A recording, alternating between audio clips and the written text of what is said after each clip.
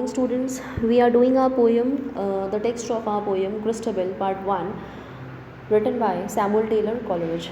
This is the most famous supernatural poems and mystical poem written by Coleridge, and also it is a very famous example of supernatural poetry in the English literature, in the history of English literature. We are doing its text from first to 30 lines we have done in the second lecture of this poem. This is our text का तो second lecture है, but poem का first जो video था that was about the features. तो this is the overall देखें तो ये थर्ड वीडियो है. ठीक है, तो प्रायर इन्फॉर्मेशन के लिए you can refer to the previous videos. Now moving on to the text. The third stanza, the poet says, "The lovely lady Christabel, whom her father loves so well, what makes her in the wood so late?" Now the background, अगर थोड़ा सा हम याद करें तो उसमें क्या था, that the poet had made a very beautiful setting of the poem, pictorial setting he has given, in which the lady Christabel is going out of her house, out of her castle, and all the supernatural elements are present there, like owl is making noise very loudly, and the castle clock is striking midnight. It is midnight of the night. All these things are happening. Then the poet here says that the lovely lady Christabel, whom her father loves so well. Christabel's father is Sir Leoline, and he is a baron, a very rich baron. They belong to aristocratic family, and Sir Leoline, her father, Christabel's father, loves her Christabel very much. Then what makes her in the wood so late? Wood here means forest. She is moving out of her castle. वो अपने महल से निकल करके और जंगलों में जा रही है. Then what makes her in the wood so late? कि वो इतनी रात में, late मतलब midnight of the आधी रात का समय है, तो वो इस समय इतनी रात में जंगल में क्यों जा रही हैं. A furlong from the castle gate. Furlong means measure, distance, जो कि उसका जो कैसल का गेट है, कैसल मीन्स महल, जो उसका महल का दरवाज़ा है उससे काफ़ी डिस्टेंस पर है, एक अच्छी खासी दूरी पर जा कर के जो है वो जंगल है. तो ये क्यों इतनी रात में बाहर जंगल में जा रही है अपना अच्छा खासा महल छोड़ करके. Then in the next part the poet will be giving the reasons that why she is moving out. She had dreams all yesternight of her own betrothed knight. Yesternight means night before today. पिछली रात को इसको क्या है, स्वप्न आया था. Christabel को क्या है, पिछली रात को कुछ स्वप्न आए थे. किसके बारे में? Of a own betrothed night. betrothed का मतलब हुआ एंगेज्ड, नाइट वॉरियर, जिससे कि इनका जो फियांसे है, क्रिस्टाबेल्स फियांसे जो है उसके बारे में Christabel had a dream yesternight, night before today. पिछली रात को उसको अपना जो फियांसे है उसको लेकर के कुछ दुस्वप्न आए थे और वो उसे लेकर के काफ़ी चिंतित हुई.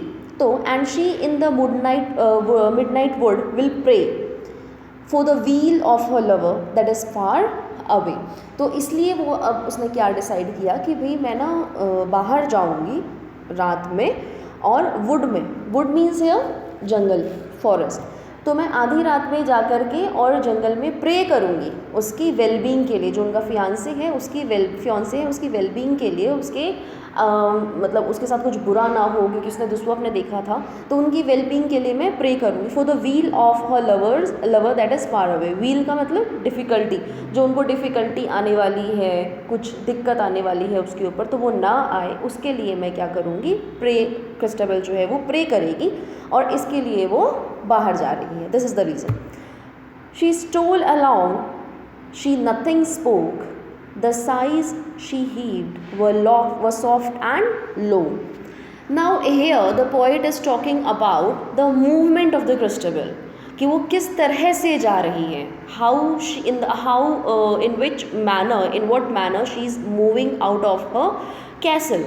She stole along. Stole along मतलब यहाँ पे बहुत ही चुपके से वो बाहर जा रही है, कि किसी शी इज़ मूविंग वेरी स्टिल्थली, चोरी चुपके से क्या है, वो बाहर निकल रही है, अपने कैसल से बाहर मूव आउट कर रही है, ताकि किसी को पता ना चले कि वो रात में, इतनी आधी रात में बाहर प्रे करने जा रही है.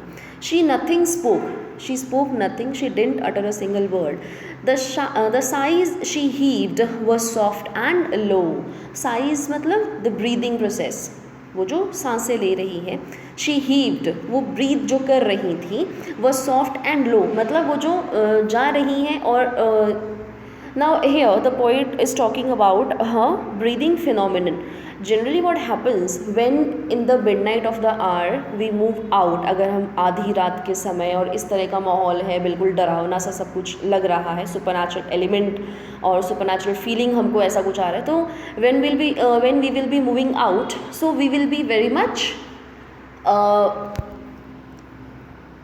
फियरफुल. हम बहुत ज़्यादा क्या है, डरे हुए होंगे, और हमारी सांसें जो है, ब्रीदिंग प्रोसेस जो क्या होगा, वो बहुत तेज़ होगा, हम बहुत तेज़ सांसें लेंगे. ठीक है, will be breathing very heavily.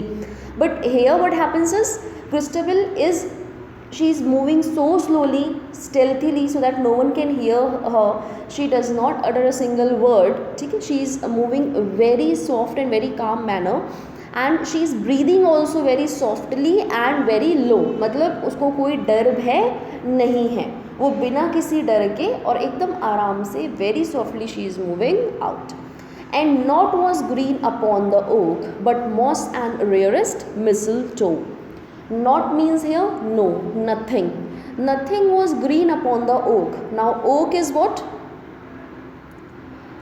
Oak is a very tree होता है एक बहुत बड़ा, वहाँ in the western European culture oak का पेड़ होता है, जिसके नीचे की क्या है, पूजा लोग जाकर के प्रे करते हैं रात में. उसके नीचे अगर आप प्रे करोगे, it is believed in their culture that if you go and pray beneath an oak tree, then you will get powers, and whatever you wish, your wish will be fulfilled. So as you can see, this is the image of an oak tree. ठीक है, तो she was moving towards the oak tree at the midnight. It is the midnight of the hour, and nothing was green upon the oak tree. मतलब that oak tree was totally barren. There was no leaves and nothing. तो nothing was green say here, this is also a way to give a more expression to the supernatural element, to the element of frightening things. ठीक है, ताकि और ज़्यादा डर का, भय का माहौल क्रिएट हो, so that the poet is using these things. तो जो ओक ट्री था, वो उसके क्रिस्टबल ओक ट्री के नीचे, वुड में जाती है, जंगलों में जाती है, और ओक ट्री के नीचे उनको प्रे करना है. लेकिन वो ओक ट्री के ऊपर कुछ भी हरा भरा कुछ नहीं था. इट वॉज अपियरिंग वेरी, अब ऑब्वियसली अगर कुछ हरा भरा नहीं होगा पेड़ पे, और इतना विशाल, अगर विशालकाय पेड़ है, तो आधी रात के समय वो बहुत ही क्या लगेगा, भयावह लगेगा. It will appear so frightening, so fearful. But moss and rarest mistletoe, लेकिन कुछ हरा भरा कुछ भी नहीं था, लेकिन क्या था, उस पर मॉस लगा हुआ था. मॉसेस एक तरह से क्या है, फंगी, वेरी स्मॉल प्लांट्स, जो कि पेड़ों के नीचे जो जड़ का हिस्सा होता है धरती के ऊपर, वहाँ पे वो लग जाते हैं. And rarest mistletoe again very small plants, fungi proper तो नहीं कहेंगे, but very small plants, and they are attach to the branches of the tree. ठीक है, to the stems of the tree.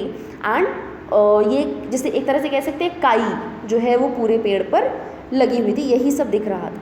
She kneels beneath the huge oak tree and in silence prayeth she. Now what happens is Christabel kneels beneath, वो इतना बड़ा huge जो है oak tree, उसके नीचे क्या है, ये नील होकर के बैठती है. She kneels down and then she starts her prayer, and she starts doing prayer about the wellbeing of her knight with whom she is about to get married. Then the lady sprang up suddenly. Now the poet changes the tone. The lady sprang up suddenly, the lovely lady Christabel. Now what happens is, she knelt down beneath the oak tree and started praying. But suddenly what happens? She feels something, she hears something, and she stood up. Christabel stood up. It moaned as near can be. But what is it? What it is, she cannot tell. Now what happens is that जैसे ही वो नीचे बैठती हैं pray करने के लिए, उनको अचानक से क्या है, किसी की मोर्निंग की आवाज़ सुनाई देती है. Morning is what? क्राइंग,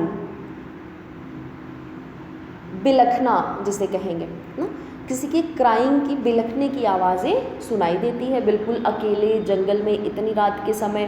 तो शी सडनली स्टूड्स अप, और वो आवाज़ जो है, the voice of moaning she heard was appearing as if it is very near. बहुत ही पास से क्या है वो आवाज़ आ रही है. But what is it, she can not tell. अब वो किस चीज़ की आवाज़ है, कैसी आवाज़ है, ये डिस्क्राइब वो नहीं कर सकती हैं. On the other side it seems to be of the huge broad breasted old oak tree. But on the other side what happens is Christabel feels that this voice of mourning is coming from this old oak tree. It was believed in the English culture, in the medieval English culture, that the oak tree is a symbol of power, symbol of supernatural strength. Now Christabel feels that this moaning sound, or this sound which is coming, which she is hearing, is coming from this old oak tree, as if this tree is speaking and is about to say something to Christabel. ठीक है. But actually what happens, the sound is of something else, किसी और की आवाज़ होती है. Christabel को तो ये लग रहा है कि शायद ये जो पेड़ है ये आवाज़ कर रहा है और ये मुझसे कुछ कहना चाहता है, लेकिन एक्चुअली में क्या है, साउंड किसी और चीज़ की है. वो क्या चीज़ है, that will be seeing in the next video.